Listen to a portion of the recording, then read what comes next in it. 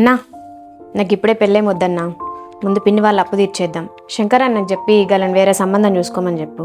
నాకు ఇంటర్వ్యూ ఉంది, పోయొస్తా.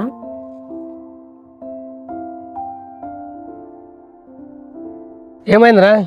పిల్లాడైతే అడుగుతున్నాడు, పిల్లానికి ఏం చెప్పంటావు? పిల్లాడైతే మస్తు మంచోడురా. చెల్లెకి కూడా పిల్లగాడు బాగా నచ్చిండు అన్న. కానీ ఇప్పుడు పెళ్లి చేసే పరిస్థితుల్లో లేమన్నా. ఒక సైడ్ ఏమో వయసు వచ్చిన ఆడపిల్ల, ఇంకో సైడ్ ఏమో నా వయసు అయిపోయినా తీర్చలేనన్ని అప్పులున్నాయన్న. అప్ప ఒక 20 లక్షల అప్పు ఉందన్న. పిన్ని వాళ్ళ దగ్గర తీసుకున్నాం. కరెక్ట్గా ఇప్పుడే కట్టమని చెప్పి అడుగుతున్నారు. ఇంట్లో ఒకటే లొల్లి చేస్తున్నారన్న. నాకేమో లక్షల జీతం ఉందా అంటే గది కూడా లేదు. కరెక్ట్ 1-2వ తారీఖు వచ్చే వరకు ఈఎంఐలు కూడా కట్టాలి. పొలం అమ్మి కడదామంటేనేమో నాయన బాబాయ్ ఇద్దరు మధ్యలో ఉంది. వాళ్ళు ఏమో అస్సలు ఒప్పుకుంటలేదన్న. మరి ఇప్పుడు ఎట్లరా?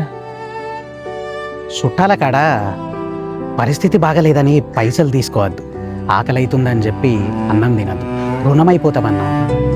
వాళ్ళకి చెప్పి టైం అడగన్నా, లేకపోతే ఇంకో సంబంధం చూసుకోమని చెప్పి. అమ్మా ఏమైంది? వాళ్ళ ఫోన్ చేసి చెప్పినావా లేదా? చెప్పినా ఎందుకు ఇట్లా రాక్షసుల్లా తయారైనావు?